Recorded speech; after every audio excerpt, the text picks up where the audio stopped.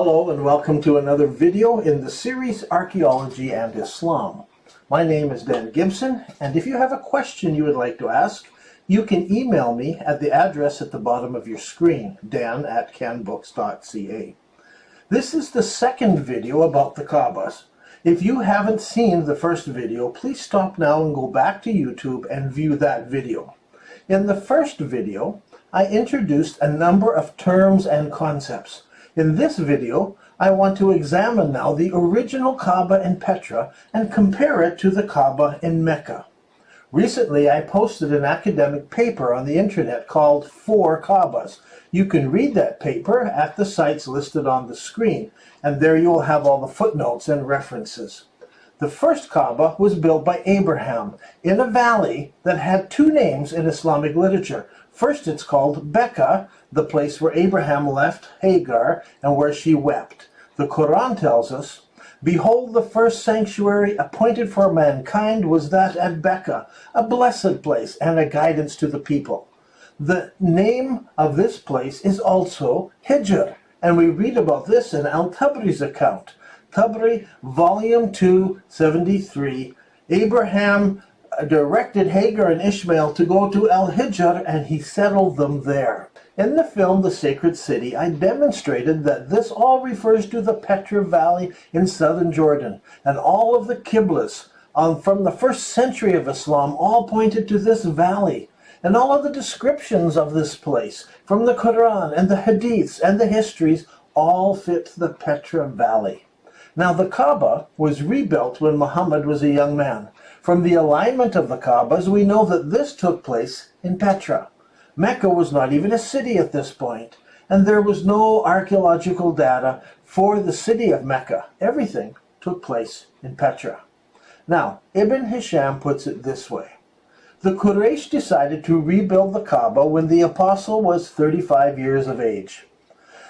They were planning to roof it and feared to demolish it, for it was made of loose stones above a man's height, and they wanted to raise it and roof it, because men had stolen part of the treasure of the Kaaba, which used to be in a well in the middle of it. So, let's first consider the size of the Kaaba. In a book that's written here, it's called Akbar Mecca, or News About Mecca. It was written about Azraqi. He is an early writer of Islamic history. And Azraqi describes the early Kaaba and gives us measurements for the Kaaba that was rebuilt during the time of Muhammad, during his lifetime. On page 27, Azraqi tells us that it was made of rough stone laid dry, and the dimensions of the sides are listed as northeast 32 cubits, northwest 22 cubits, southwest 31 cubits, and southeast 20 cubits. So the proportions are roughly 3 to 2. We can calculate a cubit as 4.4572 meters, and so if we do that, the dimensions would have been 14.63 meters by 10.6 meters by 14 meters and by 9 meters and so forth. Now, here is the present-day Kaaba in Mecca. Notice that the early Kaaba was a different size than what Azraqi describes to us. Let's compare Azraqi's measurements. The top right is 14.63 meters, but that doesn't fit. It's too big. What about the bottom right? Azraqi says that side of the Kaaba is 9.1 meters. Again, it's too big. Well, the other side should be 14.17 meters, but again, whatever Azraqi is describing is bigger than the Kaaba in Mecca. Well, what about the top side? Azraqi said it should be 10.6 meters. Again, the Kaaba in Mecca is smaller. So notice that the Kaaba in Mecca is a totally different size. None of the measurements fit. Now you would think that if the Kaaba in Mecca was built on the same foundation as the earlier Kaaba, it would be about the same size as the earlier one, but it is not. Now, what about the Kaaba in Petra? Let's check the measurements against that Kaaba. The top right, 14.63 meters. It's a good fit. The bottom right should be 10.6 meters. Again, a good fit.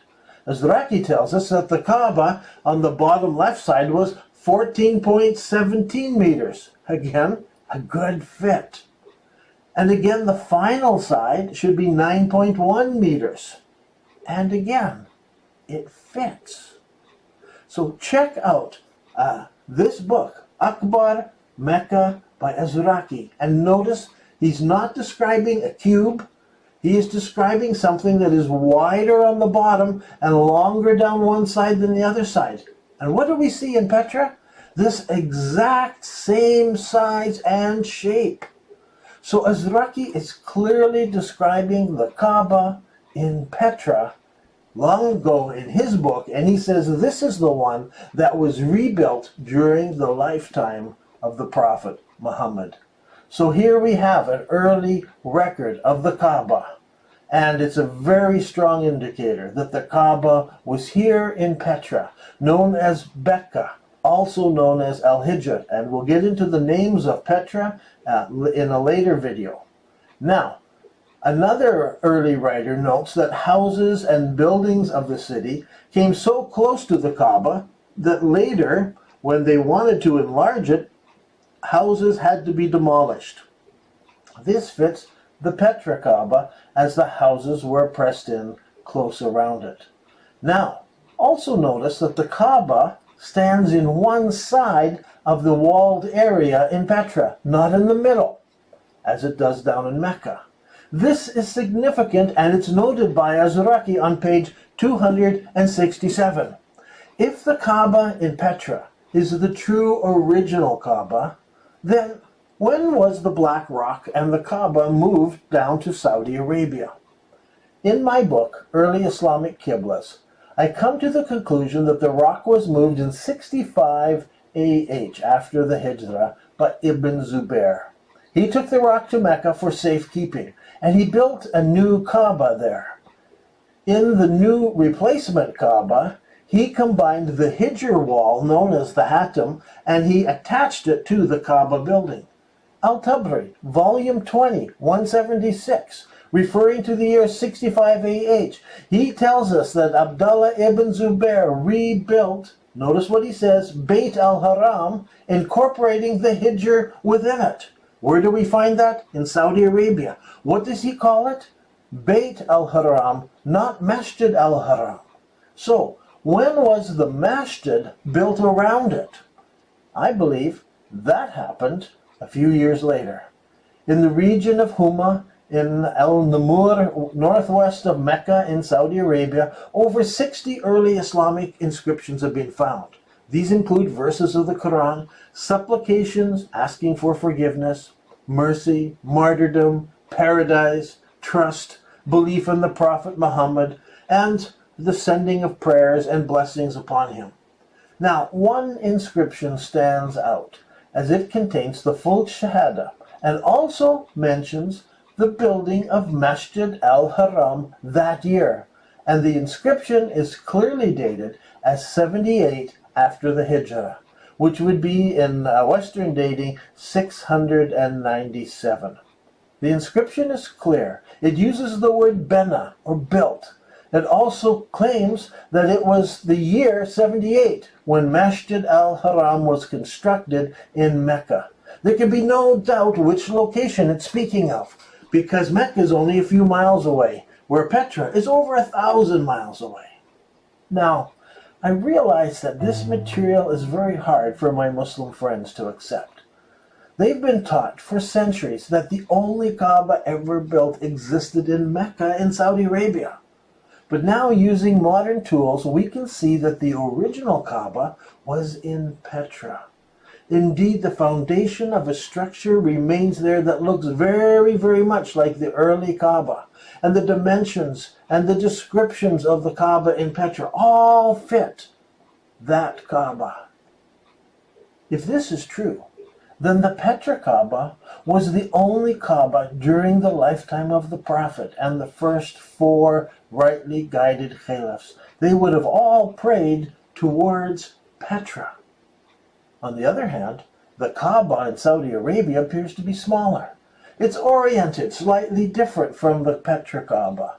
and the Hatim wall has been moved closer and attached, just as Al-Tabari tells us about Ibn Zubair's Kaaba. So it seems that the Kaaba in Petra is the original Kaaba, and the one in Mecca was made by Ibn Zubair when he rebelled against the caliphs. Now, along with this, as we mentioned, there's this inscription in Saudi Arabia stating that Masjid al-Haram was built in 78 AH. So it appears that the first original Kaaba was built in Petra, and the final Kaaba, built by the rebels, is in Saudi Arabia. Now, this creates a theological issue. From the dating of the mosques and all the different mosque construction, we can see that the Prophet Muhammad and the first four rightly guided caliphs all prayed towards Petra. It would seem that those who want to follow the commands of their prophet and who want to follow their book should pray towards the original Masjid al-Haram, which is in Petra. The later evolution of the Masjid al-Haram in Mecca had happened many years later after the Prophet had died. So how does this affect the merit gained by those praying towards the later Qibla? Does it count? Will their prayers be accepted by God? It's a theological question. But what about food that is killed facing the later Qibla? Is it still halal or is it not halal? And what about pilgrimage that is made to Masjid al-Haram in Mecca, the later Qibla? Do they count for anything, those pilgrimages? The question of the correct Qibla is not just an interesting sideline. It is at the very core of Islam. And I'm concerned for my Muslim friends. What does this mean for them? I think the archaeology and the histories are very, very clear. What needs to be considered now are theological questions. What does all of this mean? In my next video, I will compare the names of Mecca with the names of Petra, and I will try to answer the question that viewers have sent to me. Why is Petra not mentioned in the Quran? Or is it? We'll find out in the next video. So if you want more information, please visit the website on the screen. I'm Dan Gibson, and this has been another video in the series Archaeology and Islam. Thank you for joining me.